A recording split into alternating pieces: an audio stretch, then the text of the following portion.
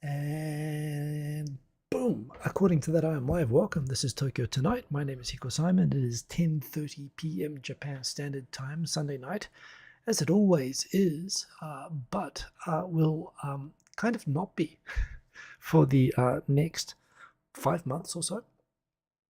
So yeah, good to see people rocking into the chat. I see that we have Dan H, not able to stay, but going to throw squirrels.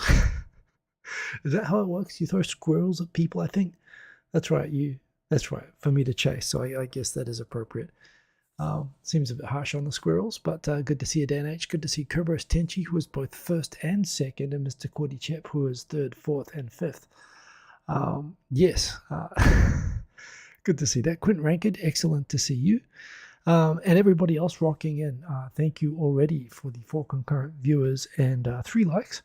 And again, thank you as always for the likes. It's pretty much all that I accept in payment for the show, so good to see. Yeah, I guess I will. Kenneth Tan, good to see you, Kenneth Tan. Much love from the Philippines. Good to have another person from the Philippines in the chat, and thank you for joining. We've got Christos in there. Hi all, good to see you. John Carlo Lanoy, another man from the Philippines. Good to see you. Nice to see everybody rocking in. Yeah, I guess I should let people join and get set up a little bit before I start sharing the plans, although they're very simple. I'm flying to America on Tuesday, and thinking about ways of doing this show. The only way that really makes sense, like in terms of life rhythm and schedule, is that my Sunday night's the best time to do it. I'm almost certain to not do anything interesting. I've got work the next day, so I'm not going to stay up too late watching movies or anything like that. So in terms of like personal routine, this is definitely the best time of the week for me to do it. So I guess if I'm going to be in Pacific time zone, at least until the end of June, I will start doing this same time, 10:30 p.m., but it will be Pacific time, which will translate to, I believe, midday Japan time on Monday. So I guess you're not going to see me for 8 days. It'll still be 10:30 for me, but I will continue. I mean, it's part of my daily routine that I quite enjoy. I still follow Japanese news. I enjoy talking about Japanese news and politics. It's the internet, right? I'm planning to. I pay for NHK. I have NHK Plus. If I need to get a VPN, I'll get it. Although I don't think I should need it if I'm paying NHK fees. So, I plan to keep following the news in America. I'm not really honestly interested in getting into American politics. There's plenty of space already taken up on that. So I think in terms of topics and routine, other than the fact that the time will change, I can continue doing what I'm doing, and that's what I plan to do. I like having this routine of spending some time each week with you all. I realize that for people, it will upset things a little bit for people in certain time zones who can see me now. Won't be so convenient to watch. I suppose if you're on the East Coast of the US, for example, it's going to be pretty late at night, like 1 o'clock, a bit like it is for people in New Zealand, for example, who can't really watch this. There again, I mean, maybe some new time zones. People in new locations might join, so we'll see how we go for that. Continuing on in the chat, we've got Kerberos Tenchi. 9 out of 10 voices in your head say that you're normal. One hums the melody of Tetris. That's a good tune, actually. So, makes sense. Throw squirrels at myself. As I always do. It's funny, sometimes I don't realize till I start talking that I actually need a glass of water. Let me just quickly do that. So the room's really dusty. It's kind of like a house move, frankly. Today it's been pretty much throwing out like all the crap in my room. I mean, I'm pretty much setting up to live somewhere for, it's more than just a business trip. I'm setting up to live somewhere for nearly half a year. So it's been an interesting day. I'm not sending a house pack over, but I have got permission to take 2 suitcases. So I've pretty much filled those up, and I've just thrown away a lot of stuff. I mean, I'm in a situation now where I can pretty much just move. This is basically a house move. It's nice. I've moved house a lot. This is, I think, in fact, you know what? I think the house I'm living in right now probably is the house I've lived in the longest. Of anywhere. So I'll have a different background next week. I'm not taking obviously these pictures with me, but you'll see me in a new location. But to have this much stability, actually, that you've all been joining me for all these years, it's the most I've ever had. So 6 months will pass by like it was nothing, says Mr. Cordy Chip, and I agree, it probably will. Certainly there's a lot to do over there, and I'm looking forward to doing a lot of things, including, generally speaking, while of course I'm going to be pretty flat out working when I get over there. Certainly if there are people around in Seattle who want to meet up, possibly even nearby like Vancouver or, maybe even Portland or something like that. Those are places I'd like to go. And if there's people around who want to meet up, the best way to hit me up is to DM me on Twitter. Facebook works as well. But I think I'll definitely look at doing some kind of a meetup just locally. I have done one before in Seattle, and it was pretty cool. But beyond that, actually in June, I do plan to take some time off before I come back to Japan and to travel around America a little bit. At the very least, I'll be going to California, to Los Angeles, I think. Definitely want to do that. So, there'll be chances to do meetups as well around there. I might even, if there's a demand for it, and I'm thinking for something like a rocket launch, for example, I'd love to go to Florida, and possibly get out to East Coast if I can come up with an excuse for it. So, but in any case, I'll at least be spending the first while focused on setting up in Seattle. So that should be, so Mr. Cordy Chap, no Hopi the giraffe, unless I can get like a green screen. Maybe I should take a photo of it just in case. I do like having Hopi there. I also like having the Hong Kong fish. But yeah, no, it'll be a new appearance, but I'll try to make it interesting. So Kustos, good luck with the move. Reckon the US will be a bit shocking. Well, it'll be different. I'm looking forward to, it's nice to have stuff to look forward to and a bit of change in life, which I haven't had for a while. So Eater, good to have you in here. I'll say Eater. I'm not sure how I'm supposed to pronounce it. I'll say Eater. Yes, great to have you in here as always, and thank you for saying hello. Tokyo 503, good to see you. Luffy is in the Japan news a lot these days, and I have not included Luffy in the topic, so that's a great squirrel to throw at me. Should be back in Japan by Tuesday, maybe on the same flight as Marcos.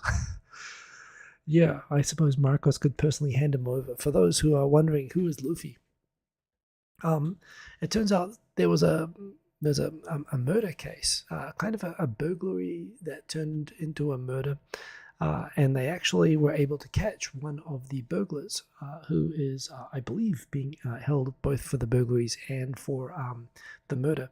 And it turned out that in detention, they found out through this person that they detained that he was a member of a group that basically was being controlled from sort of a boss in the Philippines who was basically helping through phone scams. It seems he was helping to scout and target properties of wealthy elderly people that seem to have cash at home that were perhaps already phone scam victims. And basically he was getting sort of unconnected, random sort of reservoir dog situations, sort of getting random people willing to do crimes sort of to order from different locations all over Japan who didn't know one another and were using aliases, so all kind of anonymous and arranged via the internet, and willing to go and do these burglaries that were being directed from the Philippines. So they would travel halfway across Japan half the time, they would rent cars, and they would go and hit these properties and rob them.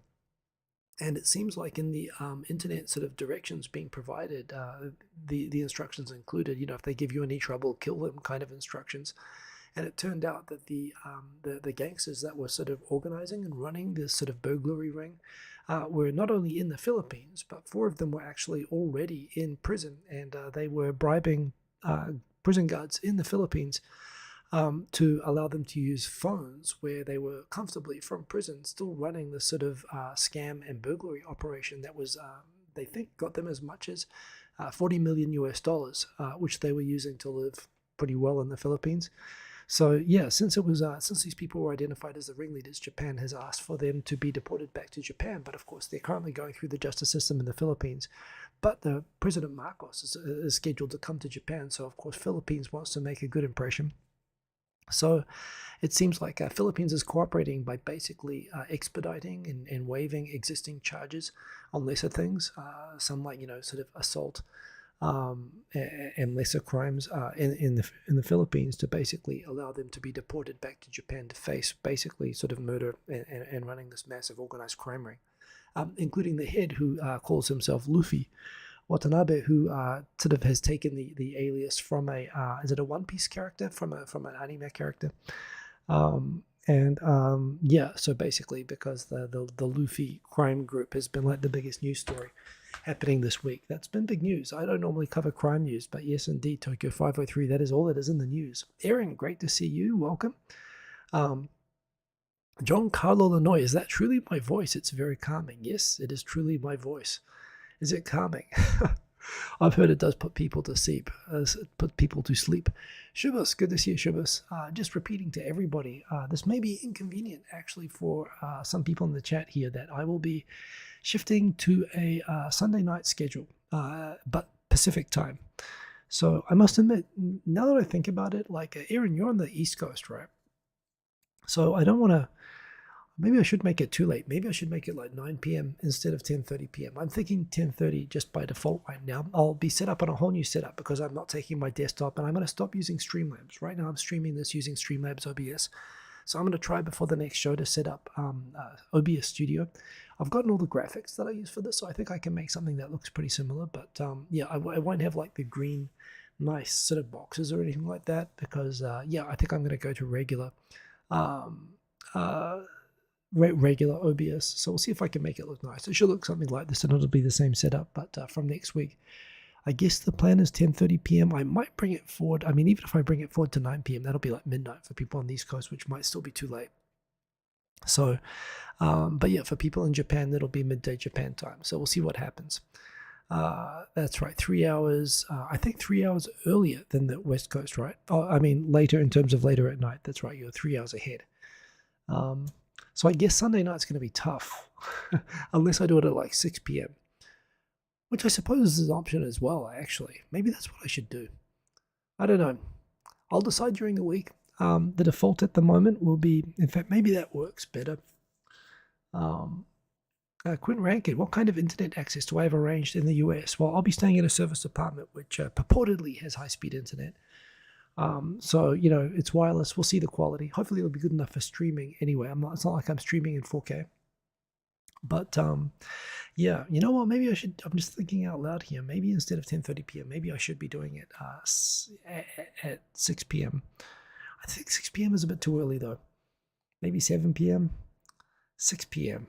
Maybe I should do 6 p.m. I can do that. I can have dinner after the show. That kind of works.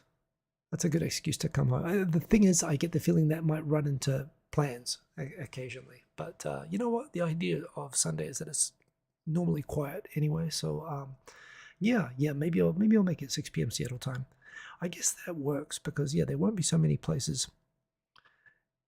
I guess Europe's going to be kind of out no matter what. So we'll have to figure it out anyway. For people who are in bad time zones, like for example Germany, yeah, mid-Europe time. I mean, there's no real good option there. I suppose if I did it at 10 p.m., you'd be 7 a.m. You might see it waking up in Europe. But I guess you can watch it recorded when you wake up anyway. And that's kind of cool. It's nice to have some comments left on the video. So yeah, anyway, I will sort that out. I will announce on Twitter, obviously ahead of time when I'm planning to do it.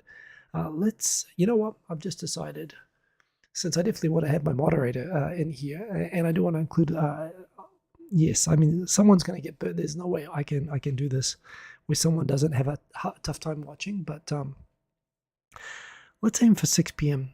6 p.m., 7 p.m., 6 p.m. Seattle time. Let's try that. Let's see how I go. Yeah, Nesta, I hope my trip will be awesome as well. Thank you for that. We'll see. It's been pretty full on getting ready for this. But 2 days, basically one more day in Japan. Day after tomorrow, I'm flying. I can't wait. It's going to be funny. I'm going to be flying as you do. I'll be flying in the evening and arriving in the morning of the same day. I know I'm going to be jet lagged as hell when I get there. I am going to go into work on the first day. It's pretty close to the office. But yeah, very much looking forward to just setting up and living life as an American. A big relief to get the passport back with the big American visa in it, which I've never had before. So yeah, it's one of those things. As a kid, I definitely, because I wanted to be an astronaut when I was a kid, I had the idea of living in America in order to become an astronaut. And Japan was kind of always plan B. So in a way, this is kind of doing childhood plan A, living in America. Not being an astronaut, of course, but, you know, still pretty cool. So very, very excited and looking forward to that. Yeah, Tokyo 503 mentioning that NHK Plus doesn't work from a non-Japan IP address. Yeah, I suspected that. That sucks though if I'm paying for it though, because Japanese people travel. So I guess I could use a VPN. I'm sure I could. So I've never used a VPN before, but maybe this is when I do it. I think it makes sense for that sort of purpose. Although I guess I can follow all my news online anyway, but that'll be kind of annoying. Watch those calories, says Nesta. Yes, I will watch the calories. Fortunately, the place I'm staying has a huge gym inside it as well, which again I'm kind of looking forward to. I'm looking forward to lots of things. You know, it's kind of a chance to uh, yeah, it feels like a new life phase anyway. So I'm pretty excited about that and looking forward to hopefully seeing some people, not just obviously continuing the show there, but seeing some people when I'm over there. So anyway, those are the intro, those are the plans. Let's jump into what the actual topics are this week. Kobayashi Tenshi, wouldn't you become a taikonaut if you did it in Japan? No, I would not be a taikonaut because taikonauts are Chinese astronauts. And last I heard, they're not allowing Japanese to become taikonauts. Actually, just saw a video today on the Chinese space program and sort of its history. And yeah, you know, they've made remarkable progress there.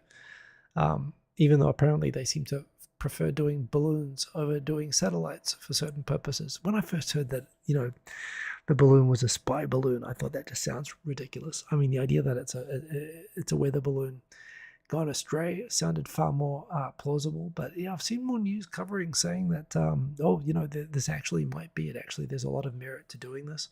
And it turns out, like under the previous presidency, there were like 3 of these. Like these things do fly over from time to time. So maybe it really was. I mean, it seems to be incredibly self-defeating that China would do this right before a reconciliation summit with America. And now America's just basically handed America a hammer that they're going to hit them with.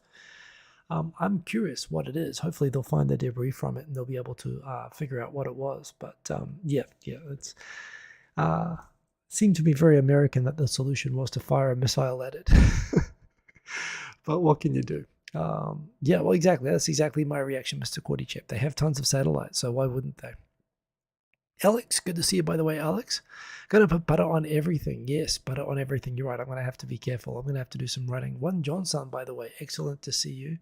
I think I've said hello to anyone. I hope I didn't miss anyone. Remember, as always, if you want to get my attention, just say my name like people are doing there. It flashes orange, and I will make particular care to make sure that I respond to the comments that say my name. I'll try not to miss them. I think it's, by the way, Luffy. I think that's the correct spelling. Kobayashi Tenshi. And yeah, by the way, did I say hello to Shubas? I think I said hello to Shubas, but if not, good to see our man from Panama. And with that, let's jump into the topics. So yeah, it's been actually not a lot. I've been kind of busy this week, but there have been some interesting news stories. In terms of the perennial big problems of, for example, depopulation and of, you know, incentivizing people to have more children and of abandoned houses becoming, you know, towns becoming landscapes of abandoned, rundown houses and so on. All of these, as well as the perceived problem of too much population heading towards Tokyo. There's been interesting stories on all of these sort of policy issues, and good to see finally some ideas coming out. First of all, on tax. While they've traditionally, the main strategy that the government's used for the last like 20 years to try to incentivize people to have more kids is basically to give like cash handouts. You actually do get when you have a baby in Japan, depending on where you live and depending on the time that you've been here, basically you'll get a bonus. You'll get like a cash bonus. So in America, you know, you go to the hospital, you have to pay, you know, the hospital fees for having kids. In Japan, they just hand you a bunch of cash. Not the hospital, you get it from the local government, but you basically get like $1,000 bonus for having kids, as well as you know, sort of. There's a kodomo teate, which is like a child raising thing you get from the local government. And it's just cash, and it's nice, I suppose, but it doesn't really, the idea that there would be someone, you know, when you consider the cost and inconvenience and, you know, the life-changing nature of having a kid, I'm not sure that people would have kids simply for the $1,000 bonus. I mean, some very short-sighted people might do it, but basically, while the cash is nice, it doesn't really do much to change the calculus on whether or not to have kids, I think, for people who are on the fence. So the government is actually, and the opposition right now is strongly proposing an idea of changing the income tax system in Japan to basically allow the income tax rate to be sort of divided to be reduced proportionally based on the number of kids that you have. So basically, households where both uh, parents are working and earning money, uh, basically they'll take the entire household income, and based on the number of kids, they'll give basically like a graduated about 15% discount off income tax. In fact, actually, so if it was like they were paying 45% tax, they'd reduce it to 30. So it's actually like a 30% tax cut for the first, like for the second kid, and then about 15% for the kids after that. So it actually would work out that you'd end up saving quite a lot and paying quite a lot less taxes. Apparently, this is the system that they use in France, where they basically give income tax relief based on the number of kids that you have. I've seen people saying that it's a regressive tax system and it's not a good system to copy and it's complicated, but it seems kind of simple and it seems better, much more efficient than collecting taxes and then having all the administrative trouble of both collecting and then handing it back as cash in smaller amounts than to just let people save money. And it also seems, particularly for high income earners, like that might be something that might tip the balance. For families thinking about kids, it might actually, as well as help cover the cost, particularly for higher income earners who are, generally, I think, having less kids. So I think it's a good idea, actually. I don't know if there's anyone familiar with the French system that this is based on, but yeah, interesting to see. Yeah, by the way, Alex, glad that you caught the show. Good that you could join. Good to have you in here. Mr. Quinn Rankid, watch a tech channel that it's hard to see some things through the atmosphere when you're up high. The balloon is lower. Yeah, no, that's right. That's my... Also, what I'm reading as well, that although China does have some pretty impressive spy satellite technology by all accounts, it's still, and this is why even America will still fly over like stealth planes and spy planes and stuff occasionally as well. You can still get a lot better resolution than you can get from space. So kind of, although I don't know. I'll believe it. I'm really curious to see if they didn't blow it to pieces what the equipment on that balloon was. The hysteria was kind of ridiculous and fun to watch. But yeah. So anyway, interesting. Anyway, I don't know if this would change the balance, but if you could like get to pay like, if you could have a 30% discount on income tax for having a second kid, I think that might change the formula for some people. So it seems like a good way of doing it to me. So good to see that people are thinking about that. Another problem that I've talked about a few times here is the problem of these abandoned rundown houses. And there's a perverse sort of tax system at the moment that basically if you maintain a house or, you knock it down or you rebuild it or whatever, there's a bunch of taxes that you have to pay, which means in a lot of situations where you have like elderly parents living in rural towns and they pass away, normally, the logical thing would be for the kids to sell off the house, and get the cash from it and split it up. But the way the tax system works in Japan is apparently under the tax system, you are incentivized to just leave the house without living in it, just leaving it there to fall apart and unmaintained. And after years of recognizing that this is basically the problem, that these sort of rundown, abandoned houses are basically, there are rural communities where elderly people are passing away and they're turning into these sort of war zone type neighborhoods that you've heard of in parts of America, for example, where, houses are just being left sort of dilapidated and that in turn is causing people to want to move away. So again, the government's looking to actually fix the incentive to leave houses abandoned and run down by basically removing, kind of hard to figure out how they'll do this, but to introduce an assessment where if a house looks like it's not being maintained, if it looks like it's been abandoned and is not being maintained, that the tax benefits of owning that house will be removed and the owner will have to pay taxes, basically to incentivize them to sell it or do it up or to actually manage it. Kind of funny this hasn't happened for a long time. This is being done under a law that was passed 7 years ago. Of course, Japanese, even where they're not doing anything to own the house, they're still very sensitive about anything that might infringe on their property rights. So kind of controversial to pass through. But at the same time, I mean, the problem of all these abandoned houses and the lost opportunity that I've talked about. I mean, again, in countries like New Zealand and Australia, local governments have all sorts of powers to be able to force the sale and to pay compensation and to basically claim not just abandoned houses, but even owned houses sometimes, to widen roads, to build parks, and to improve public infrastructure, which improves the quality of life for the community and attracts residents. But who wants to move to an abandoned ghost town? This is half of the problem. So yeah, it's good to see finally that there's some action on addressing this. So that's a good thing. in a not helpful angle. I think I'll come back on the reschool comment because Kishida's had a bad week in some other ways. But yeah, in fact, this might be a good time to come back into the comments for a moment. To John Carlo Lanoy, is there any population problems in Japan now? Yes, there is. It's kind of a big thing. Japan, I think, has the most. I mean, there are other countries definitely catching up to Japan, like China and like Italy, and some countries. But right now, Japan has the highest proportion of post-retirement age elderly as a proportion of population in the world. Also has the highest ratio of elderly to kids. There are no kids, and there's lots of elderly people, many of whom are not working and are dependent on government social welfare, both for retirement benefits and medical care. And the Japanese government already has the highest per capita debt of any developed country.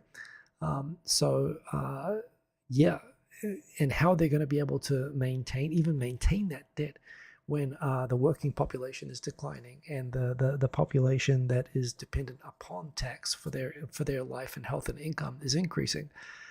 This is something that people have known was coming to Japan for like 30, 40, 50 years. But nonetheless, it is now happening. And so, yeah, both the problem that there are too few people working and paying taxes to be able to maintain the economy, where elderly will be able to retire and have health benefits. And it still isn't clear how Japan's going to get through this. But the government's been desperate to try to boost the population. Generally, the LDP, and Abe in particular, has been against using immigration to increase the tax-paying working population. They've been hoping to do it through improving the birth rate. But the birth rate, which has already been like 1 for a long time, is actually continuing to drop, as is happening in many countries, but it was dropping in Japan from before, when it was dropping in other countries like Korea and China. So they're further along in terms of this problem, and they haven't figured out a way to turn it around. I believe the birth rate's below 1 now. So yeah, it's Japan is far below replacement, and Japan's population right now 120 million. I understand by like 2050 it could be down below 100 million people. And some people think that even if population strategies start working from now, Japan's population could like drop down to like 80 million. It could be like Germany. Of course there are lots of options for that, but Japan's partly defined right now by how demographics are causing both Japan to be like an elderly dominated country that's really tough to both be a kid and to raise kids in, and that's what a lot of these policies are aimed at. So yeah, yes indeed, Japan definitely has demographic issues. John Carlo Illinois, in the Philippines, we're almost overpopulated, or population maybe. Yeah. I mean, I don't know. Maybe Japan needs some of what. Maybe Japan just needs some adobo or something. I would be all for Japan if adobo is what's causing the population boom in the Philippines. I would be all for having more Philippine food being available in Japan, possibly helping things along. I don't know. Maybe Philippines. Yeah. Maybe President Marcos can share the secret. Although hopefully he won't say it's from collecting shoes. Well, hell, that might be it. Who knows? I don't know why Philippines is doing so much better at this. But yeah, maybe he'll have some tips for Japan when he comes and visits soon. I can see other comments. Great to see DJ Sunnyside up. Good to have you here in the comments, and as always. So yeah, just continuing on the topics, let's go through one in the order that I've got them here. Adobo rocks. If you don't know what adobo is, look it up. I don't know why there aren't more Philippine restaurants, but it is excellent, great food. And yeah, I believe it'll make you a champion boxer and have 12 kids. Yes, the Prime Minister has been in the weeds a little bit this week. He's had some trouble. He suggested that that apparently mothers, he again trying to suggest ideas for how to promote, inclusion of women in the economy, even when they're having kids, and Japan's overall need to reskill. The problem that Japan lacks the digital skills sort of needed to take advantage of the AI and information revolution that's happening right now. He suggested that, mothers, when they're taking time off from work to have kids, they could take the opportunity there to retrain and to pick up new skills, which will, make them even more valuable at work. And in fairness, in New Zealand and many countries, but in Western countries, I don't know how Americans, like, they have babies and come back to work like on Monday. In Japan, like at work. You get paid maternity leave for like 18 months, which can be extended if childcare leave isn't available in a lot of cases. So, um, when I was at university, it was pretty common that there would be mothers with like practically newborn kids that were crying a lot in lecture halls when I was doing, who would actually use the year-long maternity leave you get in New Zealand, for example, to go and start studying again. I think it works because in New Zealand society and a lot of Western societies, it's kind of, generally accepted. I mean, you'll get grumpy old men complain about it, but generally there's not seen as being any social inhibitors to the idea of strapping a baby that was born yesterday to your back and, going and taking yoga classes, if that's what you want to do, or studying for a degree or doing whatever. However, in Japan, there definitely is. The general expectations when you have a kid in Japan, that the mother and the kid do not even go outside for the first 6 months. They're basically imprisoned together. It's considered to be like their kids' immune systems won't be able to handle all the germs, which clearly when I see UK friends and New Zealand friends who are, holding a beer and a baby the day after the birth and stuff and standing in front of a pub, I mean, that would just completely alarm and would appear deranged to anyone in Japan. But basically, a very common pattern is that when women have kids in Japan, they'll often move away from the husband. The husband will just work, and the woman on her own will go either to her parents or to the father's parents' house. So you have the grandparents helping, and for that 6 months, they're just like locked in a room and they're just focused 24 hours on looking after the kid. The idea of going and taking a university class, or indeed the idea that maternity leave is just a free holiday to go and take up some hobbies and start playing tennis and studying, is so antithetical to the social expectations of that are imposed on women in Japan of what happens when you have kids. And indeed, I mean, the expectations that you're supposed to quit because it's so much work. Mothers are expected to spend so much attention on kids in Japan when they're born. So again, the Prime Minister casually saying that, oh yeah, you got maternity leave, you should go and reskill. Not maybe as batshit crazy in Western countries to suggest as it sounds in Japan, but in Japan, some people suggesting that maybe Kishida is showing his privilege again, that perhaps he had all this sort of help and would expect to be able to do that himself. But most Japanese people, that's not the expectation. Indeed, it is the heavy expectations associated, and indeed the incredible burdens put on mothers in Japan in particular associated with having kids. That's mostly the reason that women having successful careers working don't want to have kids in Japan. And him suggesting, look, on the bright side, you could go reskill. I mean, if it was that easy, Japan wouldn't have a birth rate, I believe, of less than 1. So, the backlash against the Prime Minister casually suggesting that they should reskill during parental leave drew sort of rage from people online, again showing that the government and this Prime Minister doesn't appear to understand what's involved in childbirth to make suggestions that might actually address the demographic problems that Japan has. So yeah, that was the start of what was a bad week, and it got much, much worse after that, as we'll talk about in a bit. DJ Sunny Side Up, any plans to surf in California? Yes, indeed. I've been messaging with Kurt Bell, and I'm planning to meet up with him, and he lives right by Huntington Beach, so I'm going to make that happen. I'm going to go and surf Huntington Beach, which would be a life goal, definitely a life goal. I think Huntington Beach, is that where they shot Point Break? Is that where Keanu Reeves was learning to say? I don't know, but I would love to go there. Cat McDowell is down there, so definitely good spot for a meetup, good spot for surfing, and definitely looking forward to that. So yeah, DJ Sunny Side Up, apparently NHK stopped coming because going back up first, Giancarlo Illinois, yeah, we love adobo. I love adobo too. I don't know why there aren't like adobo restaurants on every corner, but if I'm hoping that that's the secret to Philippines having so much population that maybe Japan should adopt. I don't know. Maybe that's not it. DJ Sunny Side Up, NHK stopped coming because you never answered. I used to live on the ground floor of an apartment in Kashiwa, like when I was in my first job here. And some of those, Kashiwa, I now appreciate. I didn't really see it that way when I was living there, but I do appreciate now. It's kind of ghetto. I mean, actually, when there was a stereotypical map of Tokyo, I think I reposted that was sort of going around, and apparently, um, this sounds awful, but the slang that was given to Adachi and Kitasenju, and basically the area going up to Kashiwa, was Johannesburg. The reason they would say Johannesburg, people in Japan don't know anything about Johannesburg other than when they look up the statistics for the most crime-ridden cities in the world. Johannesburg comes out top.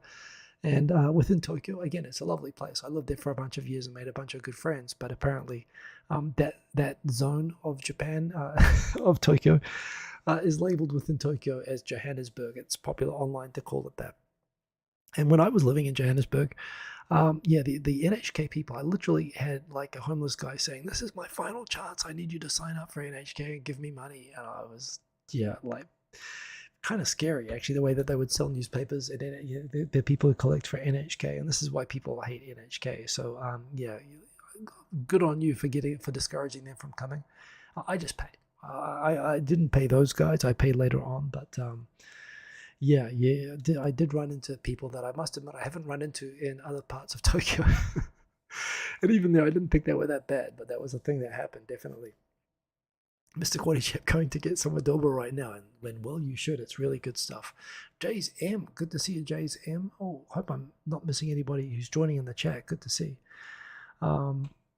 Erin sharing that the reason that she left Japan actually after you had a daughter here was because as a single mom life was going to be hard as hell the first year to get daycare and actually work. Amen. No, I know. So the PM lightly saying, "Hey, you're having a kid, you should just reskill. You should go take a course." If only it were that easy and you could appreciate the challenge of that and make that easier before you suggest that. That's what all the road rage being directed at the Prime Minister is about. Nesta, the American daycare system is pretty good. Japan's is almost non-existent.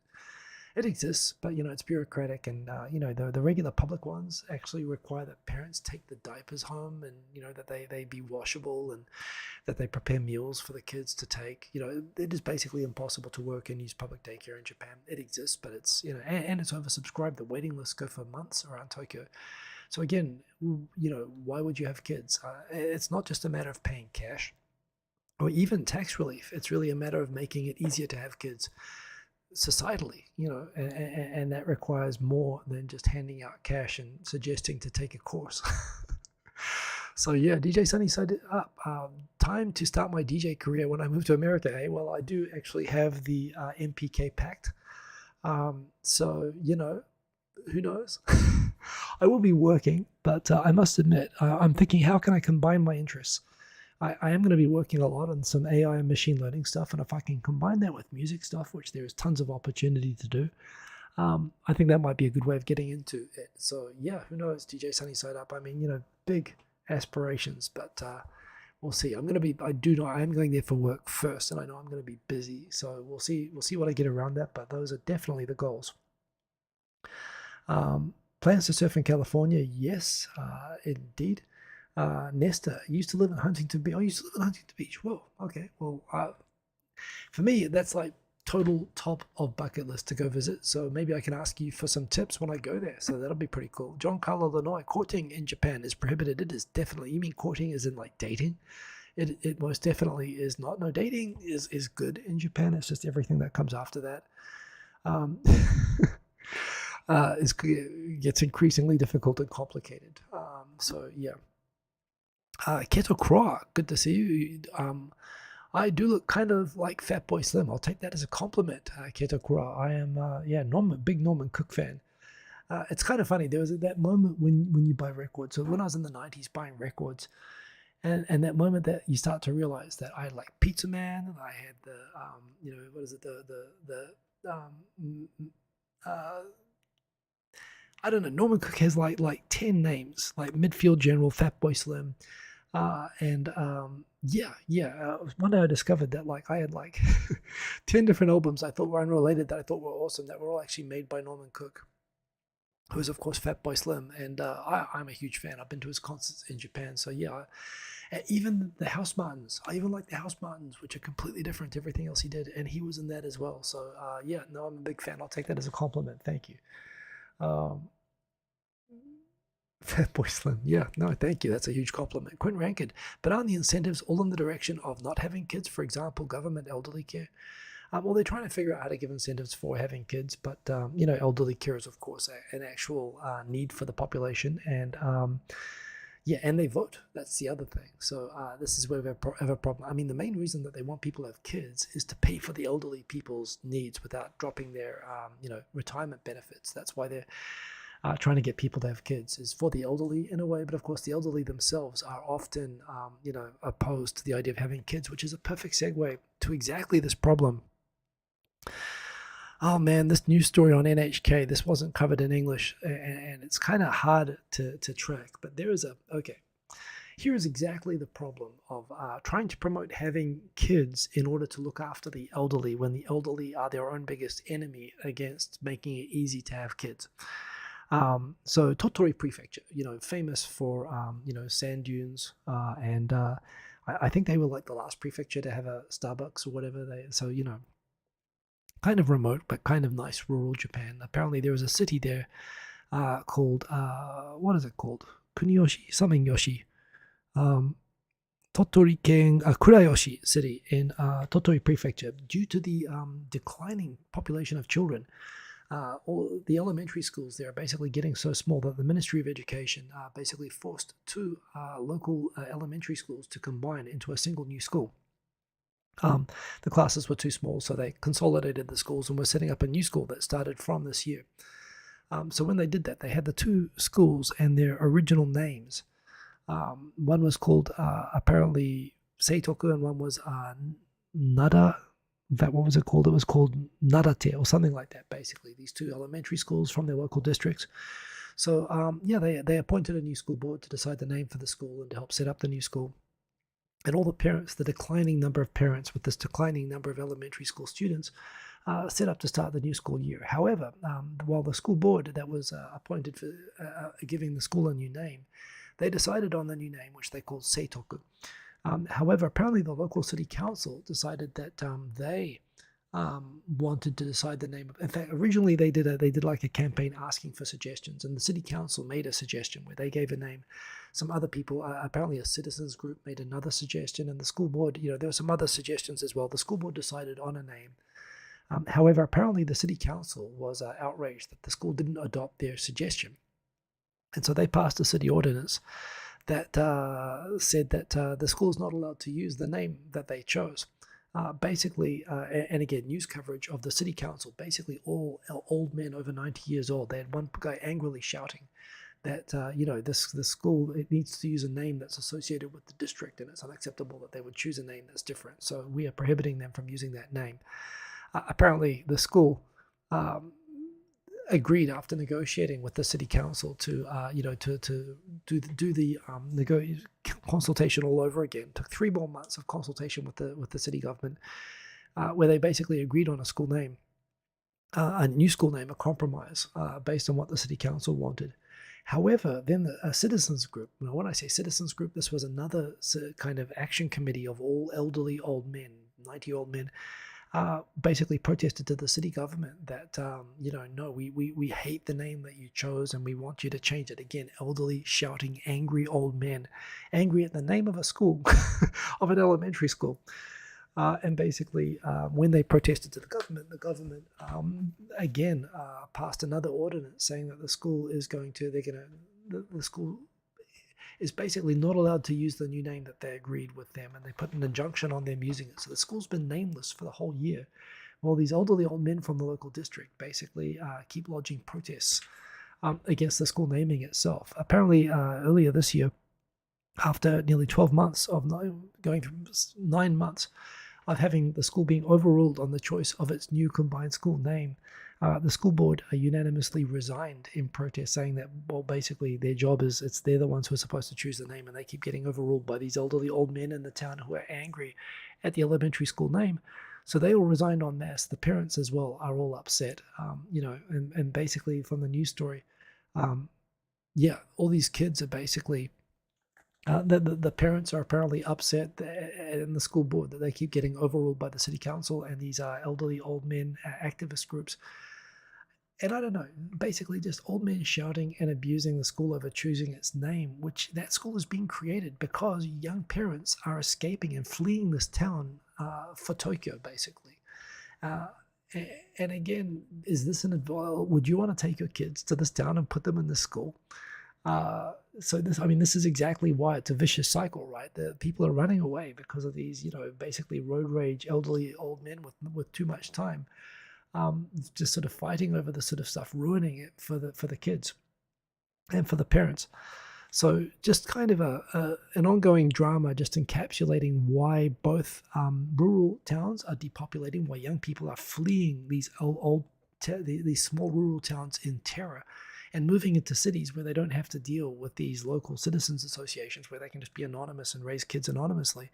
And Tokyo's population is going up, and these towns are demanding tax money from Tokyo to be able to pay incentives for people to move from Tokyo to these towns. But why would you want to move to these towns when you're going to go to a school where your kids are going to be abused by these elderly people that are not going to let them decide anything for themselves?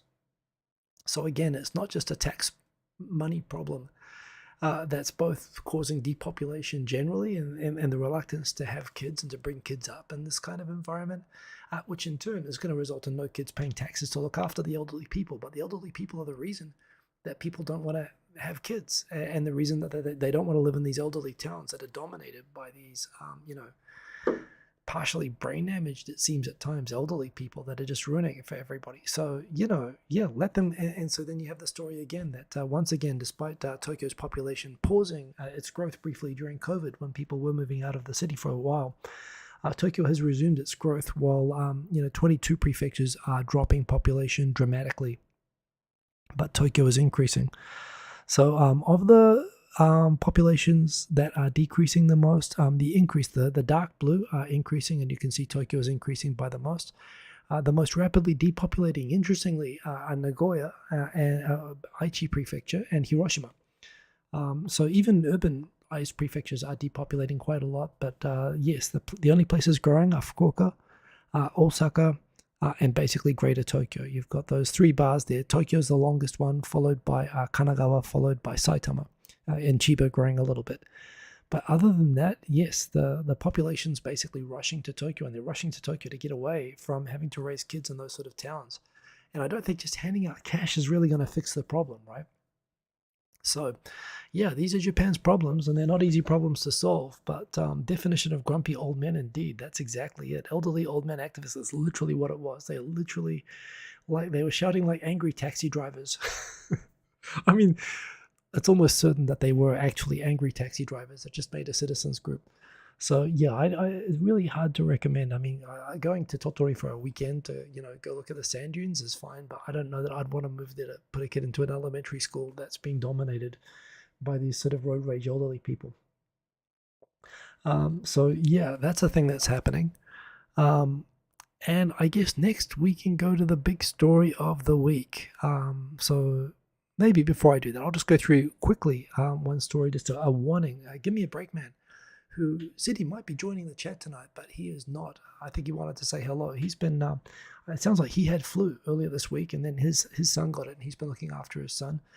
Right now, Japan is in flu epidemic numbers anyway. It's actually going through people pointing out that because people have resumed going to work and going out, and COVID restrictions are dropped, and basically nobody's really been out of their house for 3 years, and everyone's been properly sanitizing and masking and so on. Japanese, everyone has like zero immunity to anything right now. So everyone's particularly vulnerable to catching stuff, which means that there's a particularly nasty flu season going around at the moment. I did get the flu vaccination not long after I got the COVID vaccination. They told me to do it. They're actually selling test kits, which will, if you have a fever, it's almost a toss of the coin, which it'll be COVID or flu. So they're handing out test kits that do both at the same time at the moment, which you can use at home. But yeah, it sounds like it is going round. So do stay safe out there. And I must admit, having basically no, I have been sick a couple of times, but yeah, I feel like probably, I don't know if my immune system is quite up for America yet. I also don't see how I'm going to be able to avoid it. I mean, I'm not going to mask. I'm not that much. I mask basically to not deal with crazy people. and it seems like a good idea. I'm happy to go along with it, and it's cold. But I must admit, if I'm in an environment where no one's masking, I don't think I'm going to be the only person masking. Although I must admit, I do like the anonymity it gives you, so maybe I'll do it for that reason. But yeah, I hear that no one's masking in America, so yeah, I'm gonna not mask. But I also must admit I'm dreading it a little bit. What I'm gonna pick up from doing that. So yeah, I agree. Victor should come by and say hello. I was hoping that he'd do that. He was texting me earlier. In fact, let me see. He was asking me what time am I on. So I haven't had a text from him in a couple of hours. Yeah. Well, anyway, I hope you can make it, and all of you stay safe, because if you're in Japan right now, everybody apparently is getting flu. Wow. And the rate jumping is jumping quite a lot. So yeah, do stay safe out there. That's the flu thing. So two more big stories. One big story this week has been the sexist bigot scandal. So what's happening here? The opposition in Parliament asked Kishida in question time. They asked him, why isn't Japan... Oh, I'm sorry. I just as I got into the story, I see the comment by Greg Helton, which I feel like responding to. But yes, news, Japan is downgrading. I talked about this last week. And they are mainly to free up hospital resources, basically more hospitals at the moment, treating it the same as Ebola, which they're currently treating COVID the same as Ebola, means that there's a huge documentation burden on hospitals, and there are limits on what kind of hospitals can actually give treatment and see COVID patients.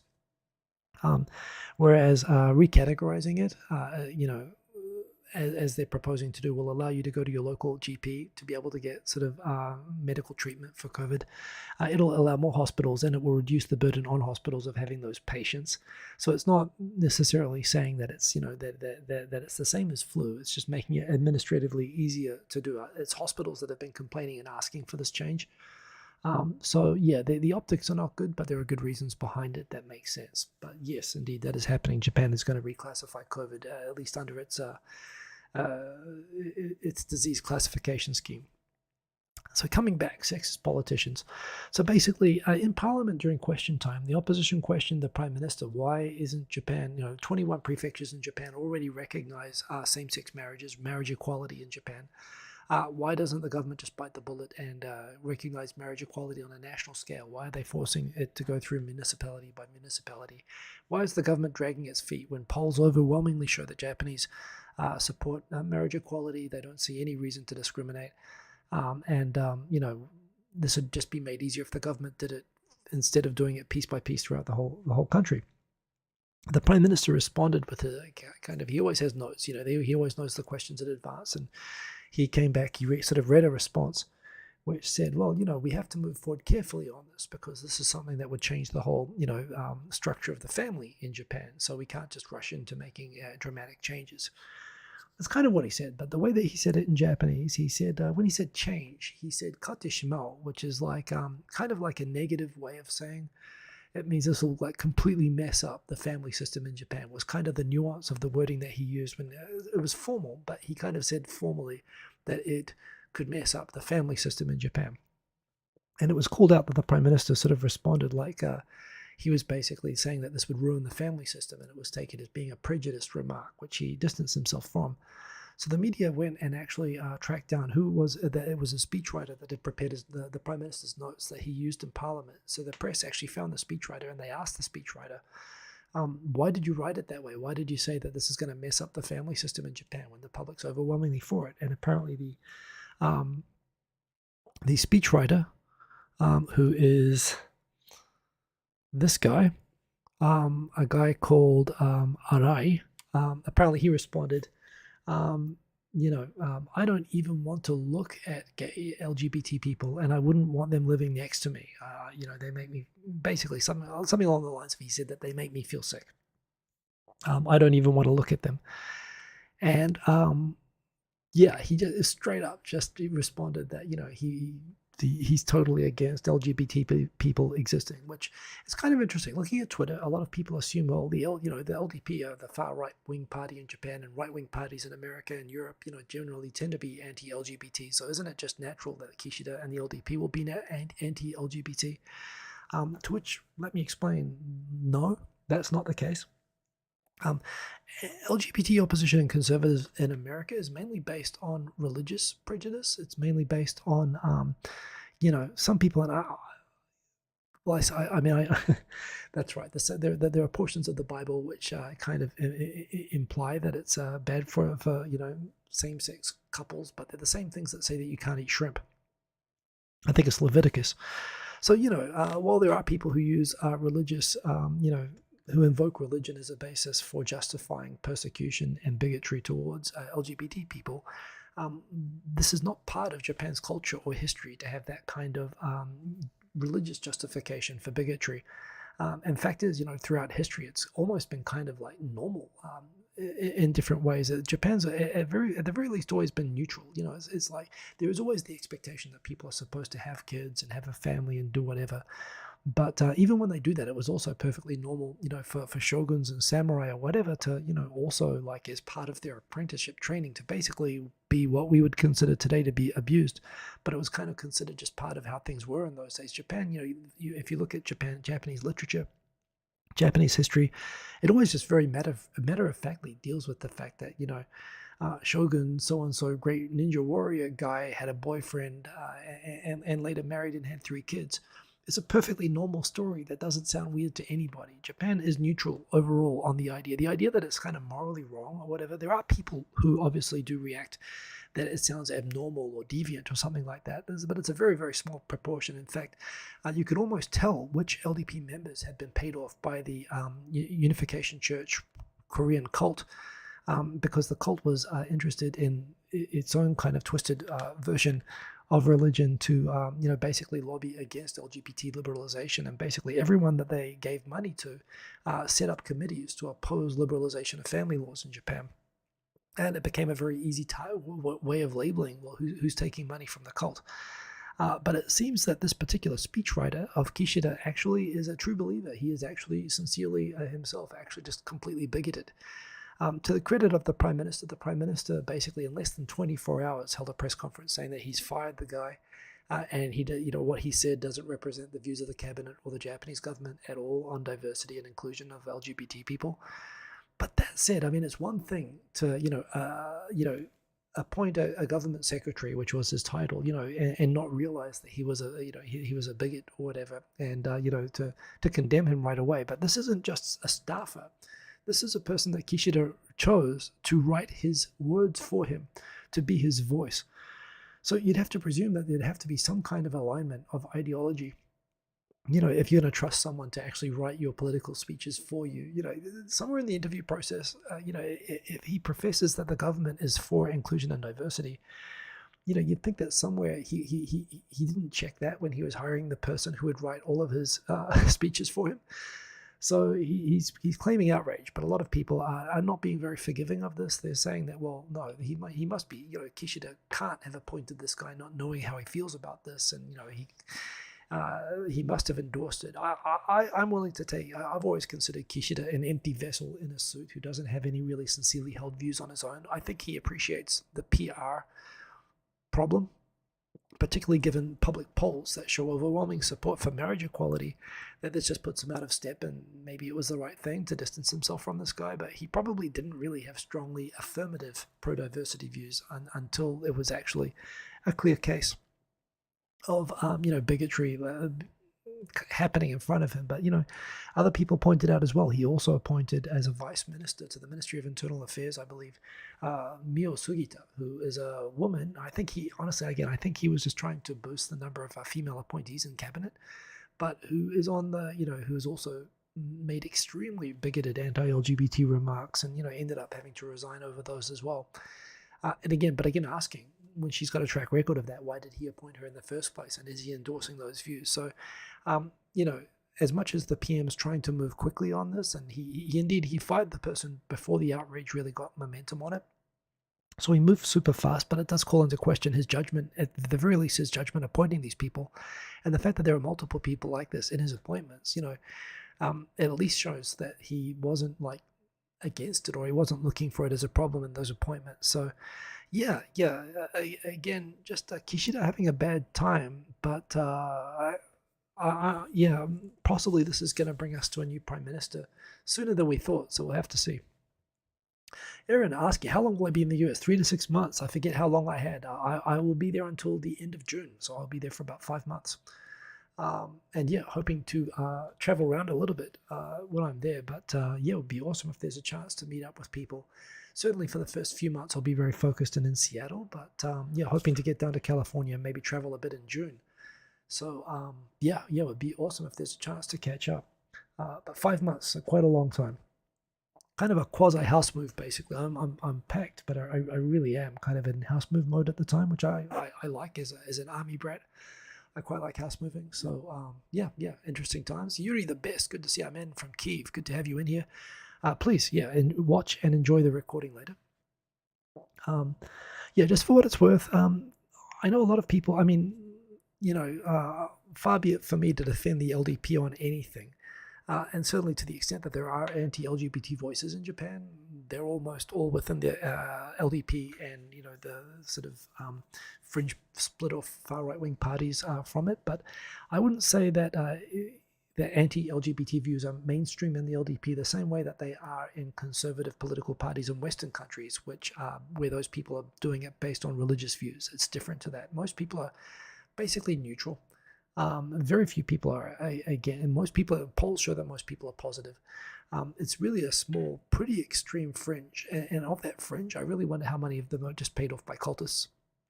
But there are a few genuine bigots, and apparently one of those bigots was selected by Kishida to be his voice. I mean, it's like having, the Proud Boys or something. It's like knowingly appointing a member of the Proud Boys to write your speeches as a U.S. political figure. It's just unthinkable that you would have someone who you should know is prejudiced on something that's important to the electorate, and be so out of touch. So yeah, he's definitely taking a hit from this, which could mean that we could be in for a new prime minister, which is the final thing that I just felt yesterday, like going through the many prime ministers I've seen in my 20 years in Japan. 23 years, I think, coming up. So since 1999, so 24 years actually. And going through in order, I basically gave scores out of 10 to all of the prime ministers. I must admit, I can't pull up the thread. Can I pull up the thread? In the ranking, I think I can remember the top. In fact, you know what? I can probably do this. I can probably do this from the top of my head. So ranked in order, Koizumi was 9 out of 10. He was popular. He apologized to South Korea. He danced at Graceland in front of W. He rescued the abductees. He did good. Again, I resented the fact that he got the LDP re-elected, and he got them re-elected saying that he was going to destroy the LDP from within. No, he just saved the LDP, and that annoyed me. But he's the only prime minister I've ever seen in Japan who is genuinely loved by people. Like, people were buying his poster and hanging it up at home. Nobody did that for Abe. Abe was in there for much longer. Arguably was more successful by many metrics, but no one loved Abe the way that people loved Koizumi. Koizumi sold himself as a kind of a maverick outsider. A bit like Kono, but way more popular than that. So he's the number one. The next ranking I have on 8 out of 10, I have equal. I have the second cabinet of Shinzo Abe, just because longer serving post-war prime minister, and he got quite a lot done, including dramatically liberalizing immigration and making it much easier for foreigners to live and work in Japan. And in spite of what he said about being against immigration as a solution to the population problem, he saw like a tripling of the foreign population in Japan and made it much easier to come. So he was still something a lot of conservatives do. They message conservative and then they do very liberal things. And I think he did. He actually has a surprisingly liberal track record. And he had, his Abenomics program. I mean, mixed results. But in the end of the day, Western countries have been kind of copying Japan's approach to deflation. So not the problem now, of course, but it was being studied for a time. So yeah, I think he was an effective prime minister. Another 8 that I gave, I think, a very underrated prime minister, including by me. Maybe I wasn't so fair on him, but I think Suga, history is proving. I mean, Suga, arguably, if you argue that being a key part of being a good prime minister is being a good communicator and good at using the press, Suga would be a 7. He hated the press, and he hated communicating, and he hated being in public, and he looked like a grumpy old bureaucrat. But he actually he didn't get the credit he deserved for how relatively well Japan handled the COVID pandemic, which is really under Suga. Suga had a lot of actually quite sensible. he was a pure policy and administration man, and he was very, very good at it. I would actually say out of competence that Suga was actually among the most competent prime ministers we've had, although, again, he hated the press and he resigned in disgust, but there you go. For 7, I had Keizo Obuchi, the guy in the photo there, who was the first prime minister when I first got to Japan. He actually died on the job. He gave us the 2,000-yen note, which I joked, of course, everyone uses now. They don't. If you get a 2,000-yen note, it's like getting a Willy Wonka golden ticket at this point. It's a good conversation starter. He formalized the flag and the national anthem. He's sort of a moderate. He was a kind of a professional administrator, sort of a prime minister, but yeah, nothing flashy. At 6, I had Yoshihiko Noda. Again, I couldn't stand him politically. The fact that he just completely sold out and became like basically a lapdog of the bureaucracy, sort of a timid LDP version of the DPJ, completely sold out. I couldn't stand that. But I have him ranked as, but nonetheless, he provided stability, which the government needed desperately after Khan just basically burned everything down.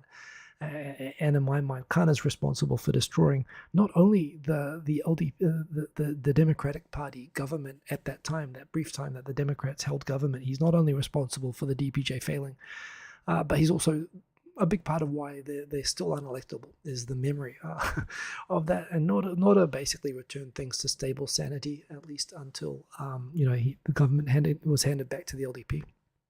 At 5, I had Hatoyama, who was the first DPJ, the first Democrat prime minister. Again, he gets a good score because he ran a great election campaign. In fact, it was really being run by Ichiro Ozawa. But there was a glorious first few months of optimism that there was actually going to be meaningful administrative reform in Japan, where they had the big budget slashing committee in a school gym.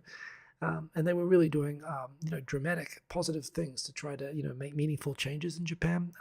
That was basically destroyed by a combination of Hatoyama getting ideas like, everything here is going so well. Why don't I convince the Americans to move their bases out of Okinawa? That didn't go well, among other ideas. As soon as he started getting ideas that were basically unachievable and got everybody upset, he was forced to resign, and then Khan basically started infighting and targeting him and got him kicked out. So, yeah, Hatoyama kind of became a crashing disaster after about 3 months, but he had a very good first 3 months, so he gets a 5. Did I have any 4s? I don't think I did. On 2 out of 10, I have Naoto Kan and Taro Aso both together. Khan was, I know he has a positive image overseas for the way he handled the earthquake and nuclear disaster, but in Japan he didn't have a good, people didn't think he did a good job. He was panicked and confused and not very smart, and basically more focused on fighting with other party members than actually being prime minister. He destroyed the chances of opposition basically ever getting elected again, and he still focuses more on fighting with his own party members than with the actual LDP, or doing anything positive or constructive. Taro Aso is basically like, where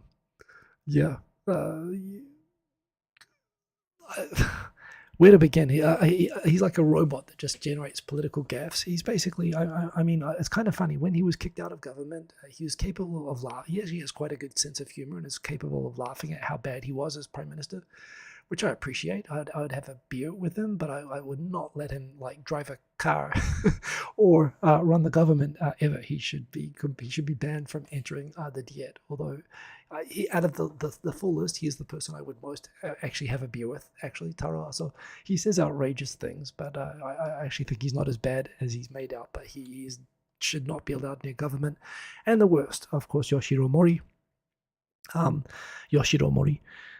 Who is basically the opposite, just does the opposite of what anyone should ever do to be. He's anti-woman, pro-Russia, complete train wreck of a PM. I think that was my ranking. There we go. I did that from memory with the scores. Interesting to see some people disagree with some of my ratings. Some people thought I was too harsh on Khan. I wasn't harsh enough on Khan, and people thought I was too nice on Hatoyama, which maybe I'll take. Some people thought I was being too generous to Suga, although most people I think recognize that Suga was underrated. Oh, yeah, that's right. There was for 4, I had Yasuo Fukuda.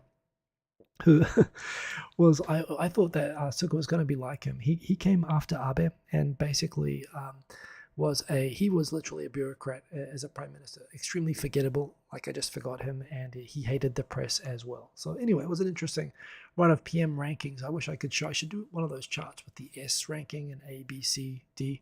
That'd be kind of fun to do with the PMs. Maybe I'll do that when I get set up in America.